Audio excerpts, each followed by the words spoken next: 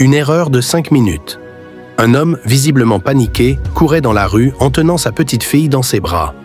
Elle convulsait, le visage pâle, à bout de souffle. Désespéré, il cherchait de l'aide, le cœur battant à tout rompre. Soudain, il aperçut une voiture garée sur le bord de la route. À l'intérieur, un homme discutait avec insouciance avec sa compagne. « Monsieur, je vous en supplie, aidez-moi à conduire ma fille à l'hôpital. Elle est en train de mourir, il faut faire vite. » L'homme au volant le dévisagea, irrité par cette interruption. Il baissa légèrement la vitre. « Tu es malade ou quoi? Tu ne vois pas que je suis occupé? Ce véhicule, tu l'as payé pour moi? Tu crois que je suis ton chauffeur? Je vous en supplie, elle va mourir, » implora l'homme, les larmes aux yeux. Mais l'automobiliste haussa le ton. « Disparais avant que je perde patience. Je ne te dois rien, compris ?» Et avec un soupir exaspéré, il se retourna vers sa copine. Celle-ci, visiblement touchée par la scène, posa une main sur son bras. « Chérie, regarde bien cette petite fille. Elle est vraiment mal. Ça ne nous coûterait rien de les aider.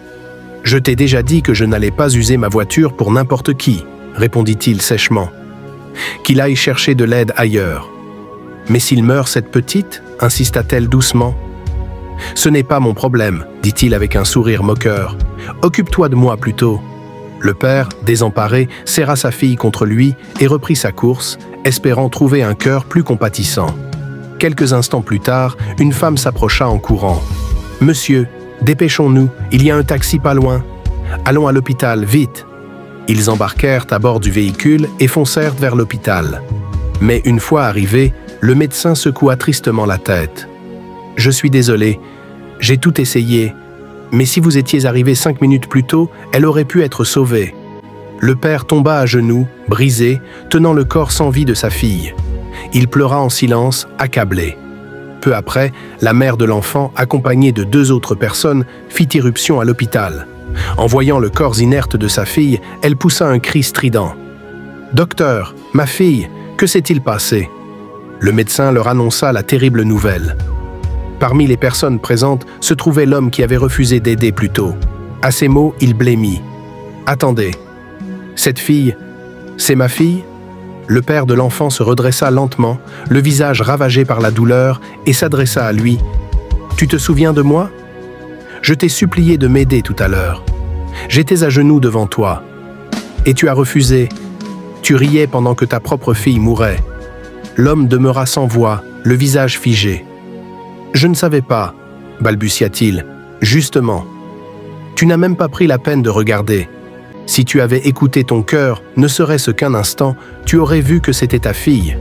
Moi, je ne la connaissais même pas, et pourtant j'ai tout tenté. » La mère, anéantie, se tourna vers son fils. « Est-ce vrai ce qu'il dit? Tu as refusé d'aider quelqu'un qui portait ta propre fille ?» Il ne répondit pas. Il n'en avait pas la force. Elle éclata de colère. « Quelle honte! Quel genre d'homme es-tu devenu? Elle est ta morte à cause de ton indifférence. Et cette femme avec qui tu étais, elle est où maintenant? Elle est restée à tes côtés. Regarde le résultat de tes choix. » Elle se leva brusquement, prit ses affaires et s'en alla, laissant son fils seul avec le corps de sa fille. Il tomba à genoux, sanglotant, murmurant des excuses qu'aucune oreille n'entendrait plus. « Pardonne-moi, je t'en supplie, reviens. » Mais il était trop tard.